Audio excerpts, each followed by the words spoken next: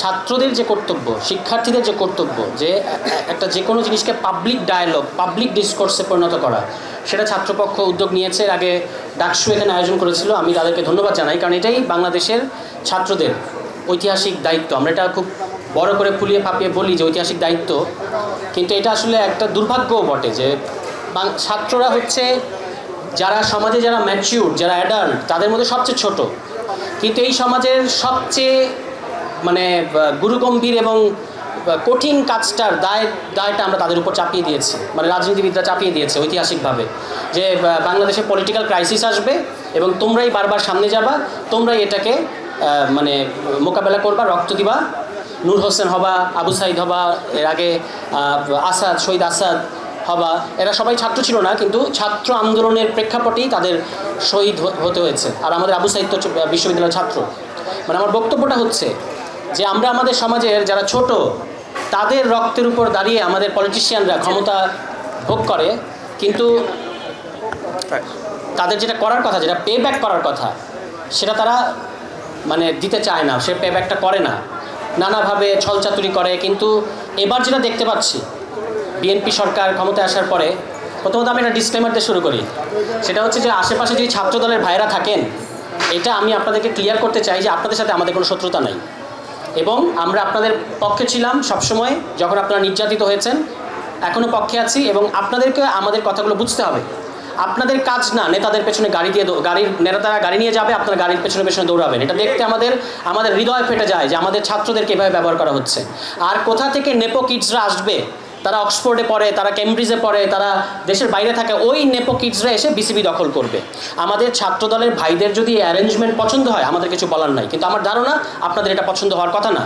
আমরা আপনাদেরকে অপমানিত হতে দেখে, যখন দেখি যে আপনারা বড় নেতাদের গাড়ির পিছিয়ে পিছিয়ে দৌড়ান, ক্রাউডকে আপনারা এভাবে সরান, তখন আমরা কষ্ট পাই, আমরা অপমানিত বোধ করি। ফলে আমরা আপনাদের সমব্যথী, আমরা জানি যে আপনাদের কষ্ট হচ্ছে, কষ্ট লাগে।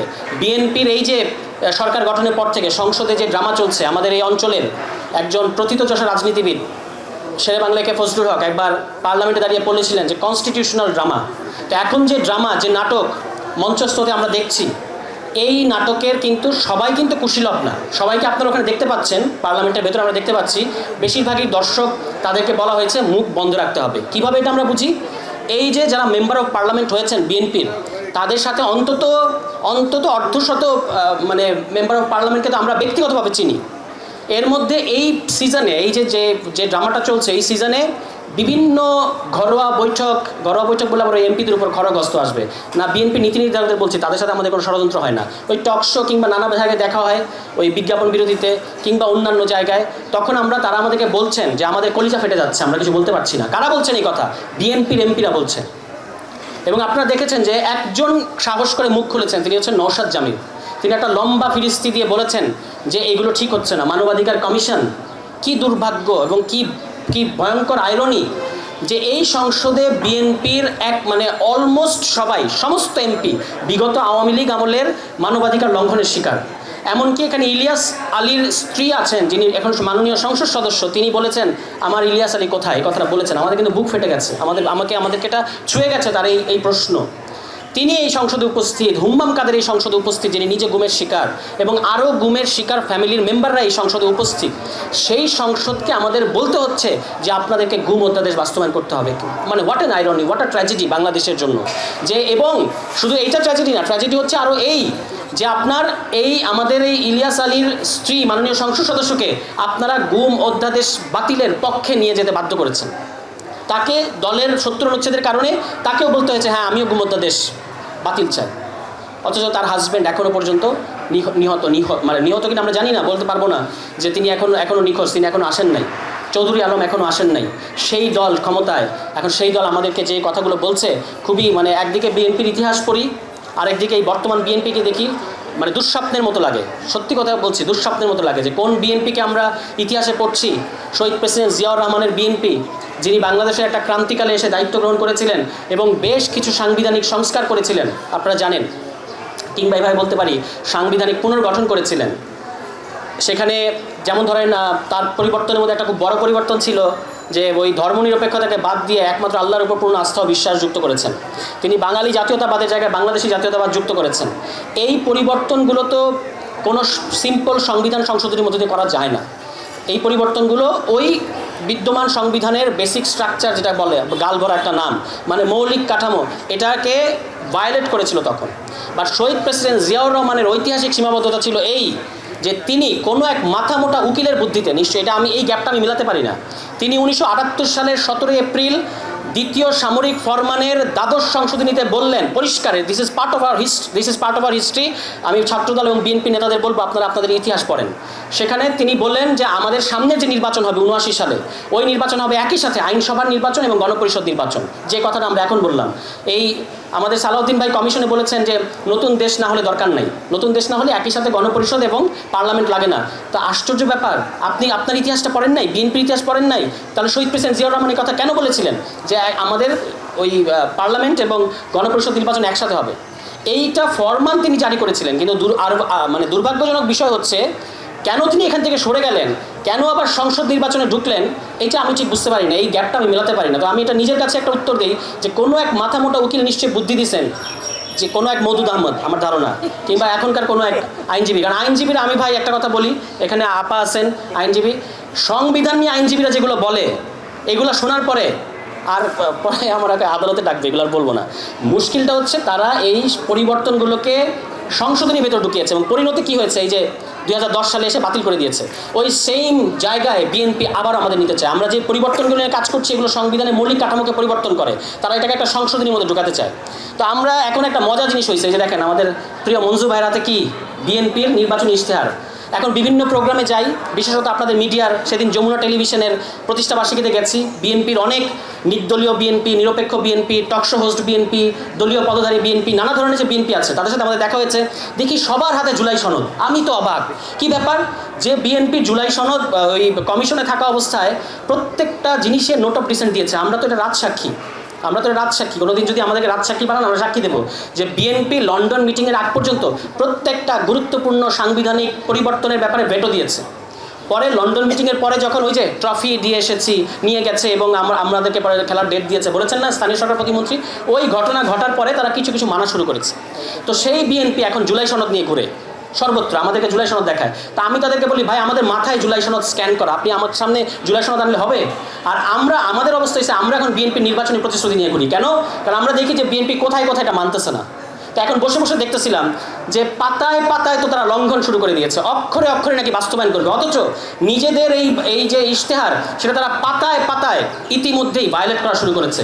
তো তাদের আমি বলেছিলাম যে অক্ষরে অক্ষরে মুনাফিকি না, মুনাফিকি বললে তারা রাগ করে, অক্ষরে অক্ষরে হিপোক্রেসি, অক্ষরে অক্ষরে হিপোক্রেসি। তারা বলছে আমরা কলমের ওই যে আঙ্গুলের দাগ মোছার আগেই নাকি তারা কি করেছে, ওই ফ্যামিলি কার্ড এবং কৃষক কার্ড দেওয়া শুরু করেছে। আমরা দেখতে পাচ্ছি যে আপনি আঙুলের দাগ মোছার আগেই গণভোট মুছে দিয়েছেন। গণভোট এখন আপনাদের কাছে কুইনাইন হয়ে গেছে। বলেছেন তারা সংসদে যে গণভোট হলো কুইনাইন, এই কুইনাইন আমাদেরকে জোর করে খাওয়াইছেন। আমি একটা সিম্পল প্রশ্ন করি, আমাদের মাননীয় প্রধানমন্ত্রী, তাকে আমি অত্যন্ত পছন্দ করি, রেসপেক্ট করি, তিনি আমার দেশের প্রধানমন্ত্রী। আপনি গণভোটের পক্ষে বলেছেন যে দয়া করে গণভোটে হ্যাঁ ভোট দেবেন। এটা তো এখন দেখলাম যে এই গণভোটটা বিএনপির মধ্যে একটা গৃহবিবাদ সৃষ্টি করছে। গৃহবিবাদ মানে কি, বিএনপি ওই কালো ঘরে মানে অন্ধকার ঘরে কালো বিড়াল খুঁজতেছে। বিএনপির এক পক্ষ বলছে এটা আমাদের মাননীয় পিএম ভাইয়ার বলার কথা না গণভোটের পক্ষে, কিন্তু বিএনপির ভেতরে কোনো এক মাত্র 30% টাকায় জমির মালিক হয়ে নতুন বাংলাদেশের গড়ে তোলার স্বপ্ন দেখা বাংলা বসতি গুপ্ত অংশ তাকে যেটা বলিয়েছে, হায় হায় কি এক অবস্থা, এখন তো আমরা ফান্দে পড়ে গেছি। কালকে আমাকে একজন বলেছে এই কথা, মানে এটা নাকি বলার কথা না, বিএনপির ভেতরে কোনো এক গুপ্ত অংশ তাকে যেটা বলিয়েছে এবং এটা এখন তারা খেসারত দিচ্ছে। কারণ বারবার আমরা এটা রেফারেন্স দিই যে আপনি তো গণভোটের পক্ষে বলেছেন। উনি গণভোটের পক্ষে বললেন, হ্যাঁ ভোট দিতে বললেন জানুয়ারি মাসে। আমি বিশ্বাস করি গোপন ব্যালটে আপনি হ্যাঁ ভোট দিয়েছেন। আমার তো মাননীয় প্রধানমন্ত্রীর ইন্টেনশন নিয়ে এক বিন্দু কোনো সন্দেহ নাই, তিনি যে গণভোটে হ্যাঁ ভোট দিয়েছেন এটা আমি নিশ্চিত। কারণ তিনি বেগম খালেদা জিয়া এবং শহীদ প্রেসিডেন্ট জিয়াউর রহমানের সন্তান, যাদের দুজনের সাথে দুই গণভোটের ইতিহাস জড়িত। তো আমার প্রশ্ন হচ্ছে আপনার প্রতি, আপনি গণভোটের পক্ষে ভোট দিতে বললেন, সেটা শুনে আমি আরেক দল করলো, আপনাকে তো মানি, আপনার কথা শুনে আমি গণভোটে হ্যাঁ ভোট দিলাম, আপনি নিজেও নিশ্চিতভাবে হ্যাঁ ভোট দিয়েছেন, এখন আপনি আপনার নিজের ভোটটা বাস্তবায়ন করবেন না? এই কথা দেখে আপনি আর তোলেন না। আপনি সংসদে বসে পত্রিকা পড়ছেন, খুব ভালো পত্রিকা পড়া, আমিও দৈনিক 8টা পত্রিকা পড়ি, কিন্তু বাসায় পড়ি আর কি। তো সংসদে কিন্তু পত্রিকা পড়া যায় না কার্যপ্রণালী বিধি অনুযায়ী, আপনারা জানেন। তো মাননীয় প্রধানমন্ত্রী নিশ্চয়ই কার্যপ্রণালী বিধিটা খেয়াল করেছেন যে ওটা 267 নাম্বার যদি ধারায় উনি দেখেন যে সংসদে কিন্তু পত্রিকা পড়ার নিয়ম নাই, কিন্তু উনি মাননীয় প্রধানমন্ত্রী পড়তে পারেন, এমনিতে বাসায় অনেক ব্যস্ত থাকেন, ফলে ওনার সময় থাকে না, উনি সংসদে এসে পত্রিকা পড়তে, এটা আমরা জাতি হিসেবে ছাড় দিতে প্রস্তুত আছি বা মেনে নিতে প্রস্তুত আছি। আপনাকে যেটা করতে হবে সেটা হচ্ছে রাজনৈতিক প্রশ্নে মুখ খুলতে হবে। সংসদে আপনার হয়ে আরেকজন কথা বলবেন, এই ধরনের প্রধানমন্ত্রী দেখতে আমাদের আবারও বলছি হৃদয় ফেটে যায় যে আমাদের প্রধানমন্ত্রী কথা বলেন না। এখন আসেন এই যে বাংলাদেশ ব্যাংক রেজলিউশন অ্যাক্ট নিয়ে অনেক কথা হয়েছে, আপা বলেছেন, ভাই বলেছেন, এই বাংলাদেশ আমরা কিন্তু বিএনপির ওই যে সংসদীয় কমিটির রিপোর্টে তারা কোথায় কি আপত্তি প্রকাশ করেছে সেটা কিন্তু আমরা দেখেছি, বিএনপিকে এটা মনে রাখতে হবে। সেদিন আপনারা দেখেছেন সাংবাদিকরা প্রশ্ন করেছেন সালাউদ্দিন ভাইকে যে আপনাদের ওই সংসদীয় কমিটির রিপোর্টে এটা আছে, পরে উনি খুলে দেখে আসলে এটা আছে, পরে দ্রুত উনি কথাটা শিফট করে আরেক জায়গায় চলে গেছেন, ওনার এই প্রতিভা আছে। কিন্তু আমরা দেখেছি যে আপনারা বলেছেন যে এই অ্যাক্টটাকে বাতিল করতে হবে, ল্যাপস করে দিতে হবে, এটা আপনারা বলেছেন। পরে এখানে বাদ সেধেছে আসলে ওয়ার্ল্ড ব্যাংক বলেছে যে এই অধ্যাদেশটা বাতিল, যদি ঋণ নিতে চাও, ওই যে ঋণ নিতে 14 সদস্য বিশিষ্ট দল কিন্তু গেছে IMF-এ, অর্থমন্ত্রী এবং মাননীয় কি বলে ওই যে ঋণ খেলাপি গভর্নর সহ 14 সদস্যের একটা দল কিন্তু গেছে আপনার IMF-এ, ঋণ লাগবে তাদের। এখন ওয়ার্ল্ড ব্যাংক বলেছে যে আপনাকে ব্যাংক রেজলিউশন অধ্যাদেশটা বাস্তবায়ন করতে হবে, তারা তো ফান্দে পড়ে গেছে, কি করবে? তখন এমন একটা মানে ঢুকিয়ে দিচ্ছে, আপনার ধারা ঢুকিয়ে দিয়েছে, যে ধারার কারণে পুরো এই অধ্যাদেশটার লজিকটাই তারা বদলে দিয়েছে। ওই অধ্যাদেশটা করা হয়েছিল ব্যাংকিং খাতের পাচার বন্ধ করার জন্য, আর তারা এই অধ্যাদেশটা আনছে যেন ব্যাংকিং খাতে আবারও পাচার করা যায়। যারা আগে পতিতে পাচার করেছে সেই পাচারকারীদের আবারও, শুধু যে আপা বলেছেন 7.5 ভরি সোনা দিবে তা না, মানে আপনার 150 ভরি সোনা চুরি করে নিয়ে গেছে। এবার সরকার বলছে ঠিক আছে 150 ভরি সোনা, মানে জনগণের 150 ভরি স্বর্ণ চুরি করে নিয়ে গেছে, পুরোটা তো সরকার দিতে পারবে না, সরকার 35 ভরি স্বর্ণ দিয়েছে। এখন ওই চোর চুরি করেছিল তাকে বলছে তোমার ওই 150 ভরি সোনা থেকে তুমি আমাদেরকে 7.5 ভরি স্বর্ণ দাও, তাহলে এই 35 ভরি স্বর্ণ তুমি পাবা। এটাই তারা করেছে ব্যাংকের ক্ষেত্রে, মানে সরকার যে বিনিয়োগ করছিল ব্যাংকগুলোকে আবার চাঙ্গা করার জন্য, সেই বিনিয়োগকে তারা বেইল আউটে পরিণত করেছে। অর্থাৎ এগুলো হচ্ছে এখন ব্যবসায়ীরা আবার টাকা পাবে, তারা ওই 7.5% টাকাটা আগে অন্য কোনো ব্যাংক থেকে ঋণ নেবে, ঋণ নিয়ে এটা দেখায় তারা ওই 35,000 টাকা পাবে, ইচ্ছা মতো 8-10 বছর লুটপাট করবে, তারপর আবারও চলে যাবে। এস আলম জন্ম নিয়েছে আল্লাহ পাকের রহমতে না কি যেন একটা গান আছে না, ওরকম একটা অবস্থান আবার করবে আর কি। এবং আপনারা মনে রাখবেন যে এস আলম কিন্তু শুধু এস আলম না, নামে বেনামে তার অন্তত কয়েকশো মানে শেয়ার হোল্ডিং আছে বিভিন্ন ব্যাংকে, এই টাকাগুলো আবার লুটপাট করাই হচ্ছে অবস্থা। দেখেন আমাদের চেয়ে অন্তত 20 ভাগ বড় একটা দেশ হচ্ছে ভারত, সেই ভারতে সব মিলিয়ে ব্যাংক হলো 31টা, আর আমাদের ব্যাংক হচ্ছে 53টা। এত ব্যাংক, কিন্তু অর্থনীতির এই ছিপ্র অবস্থা কেন? এই দুটো কি একসাথে যায়? এবং সেই ব্যাংকিং খাতটাকে পুনরুদ্ধার করার জন্য কিছু ব্যবস্থা অন্তর্বর্তী সরকার নিল, আপনার এখানে আবার লুটপাটের ব্যবস্থা করে রাখছেন। আশ্চর্য ব্যাপার, এখানে তারা বলেছেন আবার খুব দুর্দান্ত এবং খুব একটা জ্ঞানগর্ভ কথা, যে আমরা অর্থনীতিতে অলিগার্কি ভেঙে দেব, অলিগার্কি ভেঙে দেবে বলেছে তারা এই নির্বাচনী প্রতিশ্রুতিতে, কিন্তু যেটা নিয়ে আসছে সেটা হচ্ছে একটা নতুন ধরনের অলিগার্কি। তো আমরা জানি না, আমাদের কাছে মনে হচ্ছে বিএনপির অদৃশ্য নাটাইটা অন্য কোথাও থেকে নাড়ানো হচ্ছে। এটা আমরা যে বিএনপিকে চিনি সেই বিএনপি না, এরকম ড্রাস্টিক্যালি অধ্যাদেশগুলো বাতিল করার কথা না। সংবিধান সংস্কার কমিশন করবে তারা বলেছে, এটা বলে আমি শেষ করি। তারা বলেছে আমি জুলাই সনদ, গণভোট আর কিছুই আমার এখন আর ইস্যু না। বিশ্বাস করেন, ওই যে তোরা যে যাই বলিস ভাই, আমার সোনার হরিণ চাই, আমার হচ্ছে এখন শুধু চাই যে বিএনপি আপনি আপনার নির্বাচনী প্রতিশ্রুতি বাস্তবায়ন করেন। আপনি জুলাই সনদ করেন না, গণভোট করেন না, কিচ্ছু করেন না, আপনি আপনার নির্বাচনী প্রতিশ্রুতি বাস্তবায়ন করেন। আমি চ্যালেঞ্জ করে বলছি, বিএনপি আর তার নির্বাচনী প্রতিশ্রুতির কাছে কামব্যাক করতে পারবে না। যেখানে তারা গেছে এটা হচ্ছে চোরাবালিতে নড়াচড়া করলে আরও তলাতে থাকে। এবং দুর্ভাগ্য হচ্ছে শুধু বিএনপি তলাচ্ছে না, আমাদেরকে নিয়ে তুলছে, সারা দেশটাকে নিয়ে তলাচ্ছে। এই ইতিহাস তাদের অতীতেও আছে, তারা 96 সালে একই কাজ করছে, তারা 2006 সালে একই কাজ করছে, একই কাজ আবার তারা 2 মাসের মধ্যে করতে যাচ্ছে। আমি এখন শুধু বিএনপির প্রতি এই আহ্বান জানাচ্ছি, আপনাদের গরিবের ম্যাগনা কার্টা 31 দফা, এই গরিবের ম্যাগনা কার্টা 31 দফার 1 নম্বর দফায় আপনারা বলেছেন সংবিধান সংস্কার কমিশন গঠন করবেন। আমি আপনাদেরকে বলছি প্লিজ ডু ইট, সংবিধান সংস্কার কমিশন গঠন করেন, আর কিছু লাগবে না আমাদের। আপনারা সংশোধনী কমিটি দেখাবেন না, সেটা হচ্ছে সংশোধনী কমিটি। যদি সংশোধনী কমিটি করেন সংসদের ভেতরে করেন, কিন্তু আপনার 31 নম্বর দফার 1 নম্বর দফা সংবিধান সংস্কার কমিশন, এই জিনিসটা বাস্তবায়ন করতে হবে। নাহলে আপনারা কি এটা কোথা থেকে লিখে আনছেন? ওই তখন আর সালাউদ্দিন ভাই ছিলেন না, এই কারণে উনি এটা মানতে চান না। ব্যাপারটা বুঝছেন? যখন 31 দফাটা তারা প্রণয়ন করে তখন কিন্তু সালাউদ্দিন ভাই ছিলেন না। এখন উনি এসে দেখছেন, আরে আমার তো আমার তো কিছু থাকলো না, তাহলে এখন আর সংস্কার শব্দটাকে ইয়ে করতে হবে। উনি বলছেন যে সংস্কার বলতে কিছু হয় না, সংবিধান সংশোধনী করা যায়। তো সংস্কার বলতে কিছু হয় না, যখন আপনারা দেখলেন না আপনাদের পুরো পাতায় পাতায় রাষ্ট্র সংস্কার, সংবিধান সংস্কার লেখা, এটা খেয়াল করেন নাই? সালাউদ্দিন ভাইকে অনুরোধ করব, আপনি তো সংবিধান, কার্যপ্রণালী, বিধি সমস্ত কিছু পড়ে পুরো জাতিকে নসিহত দিচ্ছেন, পাশাপাশি দয়া করে আপনাদের নির্বাচনী প্রতিশ্রুতিটা পড়েন। আর আইনমন্ত্রী আসাদুজ্জামান, যার কোনো পার্সোনাল ইন্টিগ্রিটি নাই, তিনি বলছেন আমি আগের সরকারের কি যেন ছিল, অ্যাটর্নি জেনারেল ছিলাম, তখন আমার সরকারের পাবলিক পলিসি ছিল বিচার বিভাগের স্বাধীনতার পক্ষে দাঁড়ানো, আমার এই সরকারের পলিসি হচ্ছে এটাকে নিয়ন্ত্রণ করা, সুতরাং আমি তখন ওই রোল পালন করেছি, এখন আমি এই রোল পালন করছি। আপনার কোনো পার্সোনাল ইন্টিগ্রিটি থাকবে না?